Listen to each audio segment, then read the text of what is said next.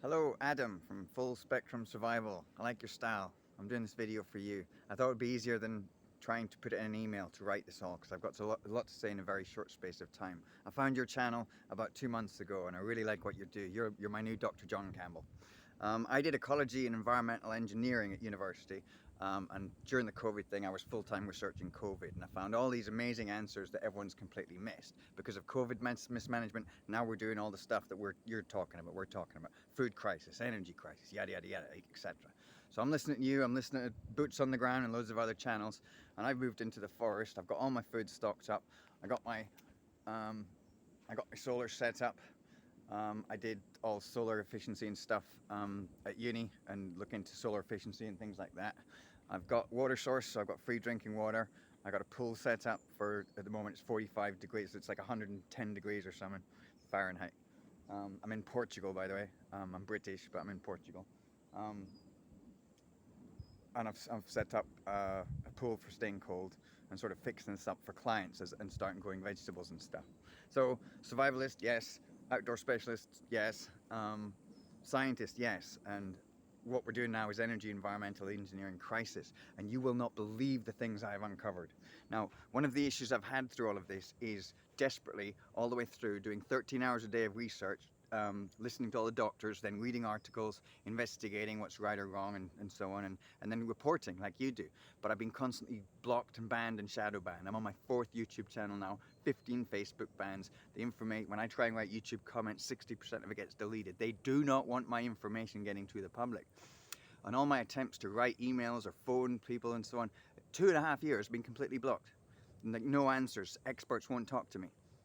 People won't reply to me. It's phenomenal. And yet I've got this really basic information that could have changed everything from 2 years ago. 2 years I've been trying this and it's been utterly frustrating. But now with this crisis going on, you've got the Dutch farming protests and you've got the Sri Lanka stuff that happened. But I've just uncovered the most incredible information. The, the farming protests in Holland, it's all about stopping using nitrogen fertilizer, right? And that happened because in the COP environmental agreements, they promised to reduce emissions of natural gas, methane, and nitrogen oxides and pollutants that go into the river. If there's too much intensive agriculture, it goes into the river, causes problems with the river and dead zones and so on. That is a genuine environmental issue. But look at this, check this out, right? So the WHF or whatever, and the rule, these green agenda rules, said to Sri Lanka as a test case, you're going to go organic farming, right? And then they banned chemical-based fertilizer and said we're going to do organic. But do you know what happened? And I've just figured this out. I've just researched it this morning. They took away the chemical fertilizer made from natural gas sources and petrochemical industry.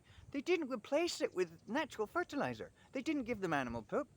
And I think from what it looks like when I'm reading all these articles, the farmers weren't educated, and they didn't get replaced. They didn't say, okay, the government are going to give you animal poop instead.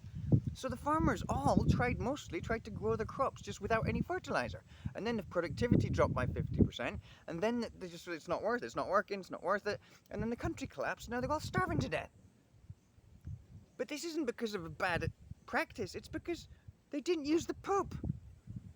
And the farmers didn't even, like, there must be animal farming and crop farming. They didn't even organize to move the poop around and get poop from goats and stuff. They just tried to grow the crops without any fertilizer.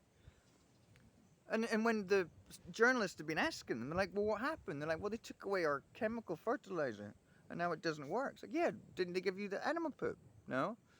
Well, it's, what the fuck? And this is why.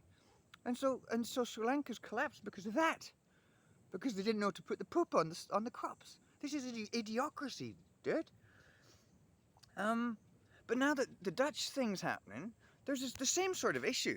They're saying Holland is very intensive animal agriculture, 4 times more than anywhere in Europe, and they're saying there's too much nitrogen from all the animal poop and so on, and it runs off into the soil, and nitric oxide goes and causes smog and so on. So we need to reduce the number of animals because there's far too much fertilizer animal poop.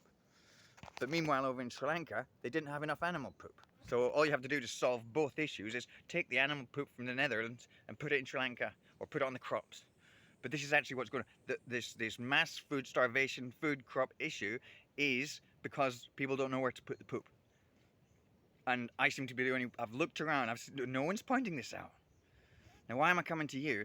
Because over the last 2 years, I've done thousands of videos, and everyone who listens to my videos, I'm talking to a brick wall. People can't even engage in a conversation with me. It's highly frustrating with me. Sometimes I wish I could reach through the screen and slap all these people who I'm giving this information to, begging them to help me to get it to become public knowledge, and they can't even reply back to me. So I'm coming to you because you're a smart man. I like what you do, and I know you read out emails from people. So I'm going to link this to the email, a link to the email, so that you can see it and watch this video, and then perhaps mention next time you do a video, mention this stuff, or I'll do an interview with you. You've got what, 100,000, 200,000 people watching your channel, and most of them are interested and concerned and aware of the situation. So all we have to do between me and you and your audience is put together an army of people ready to talk about these solutions. And it's overnight. It's like, wait a minute, everyone's panicking and food crops are failing because no one knows what to put the poop. This is what's going on. I'm not joking at him. I'm not. This is actually happening. Verify it for yourself. So we could work together. Now it goes deeper than this. As you know, in Germany, they tried to go green, right? They tried to put in lots of solar panels, gigawatts worth, and they point all these massive solar farms at the direct sun, in the midday sun.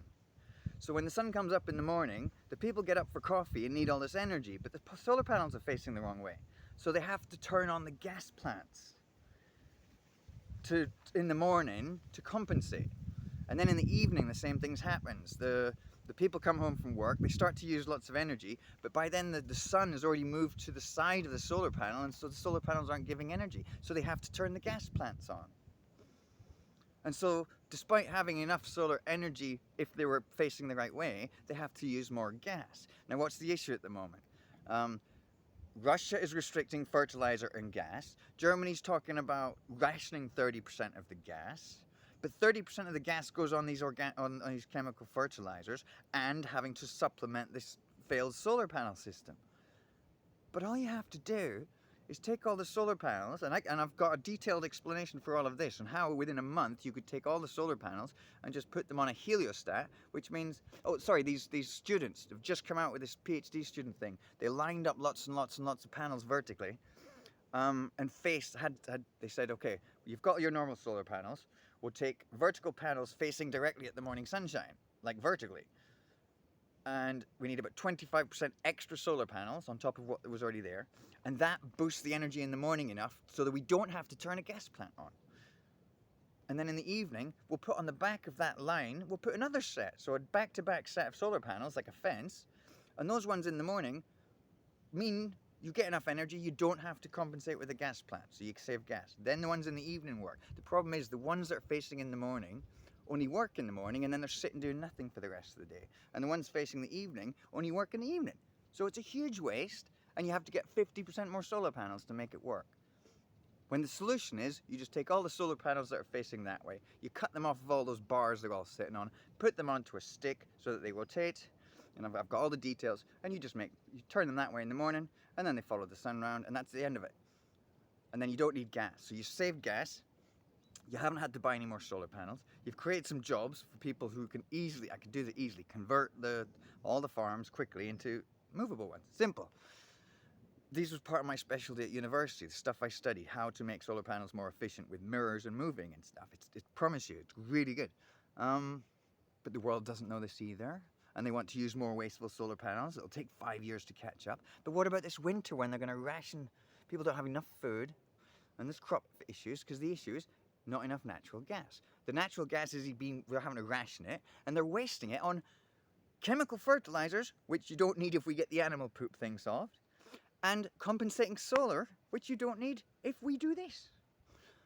But the world thinks I'm crazy, but you're a smart man, and you've got an audience, and that's all I've ever needed. I need this information that I have to be public knowledge, because overnight we could save millions of lives by pointing out that the bureaucrats and the environmental secretaries and so on, they're criminally failing, and the answers need to be public knowledge, and they're so obvious.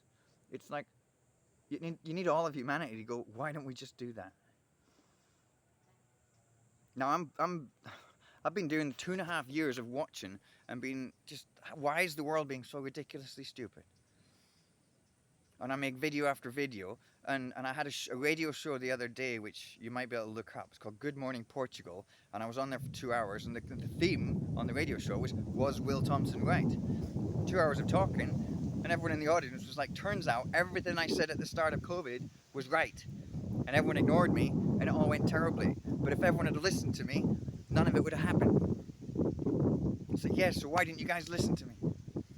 I solved problems, big problems, global problems, environmental problems, and it all went to shit because people weren't listening. And I need an audience, but people I talk to, when I do my videos, I get blocked and banned. The people I talk to won't. I'm putting this on my BitChute, but people won't engage with me. They don't share, and it's like, it's horrific. I'm living alone with these answers that can save millions of lives, and anyone listening to me just doesn't reply or respond, and the information doesn't get to the public, and so on. And it leaves me in a panic state all the time, mate, because people are dying and starving and suffering out there just because of the lack of information. And we're going into an existential crisis over energy and food. And it doesn't have to be this way. And it's driving me crazy. So I'm hoping you can help, Adam. But apart from that, keep up the good work. And can I think of a question that you could... I was thinking something might be able to help your audience that might help. But we'll save that for another day. But yeah, I think the best thing you could do is we could do like a Zoom call or something and record it, and you could put it on your channel. Something like that. It'd be fantastic. I'll give you my email. It's forestfinder@gmail.com. FORESTFINDER@gmail.com. Let's engage. And let's help save millions of lives. You up for that? Good. Keep up the good work. Ciao for now.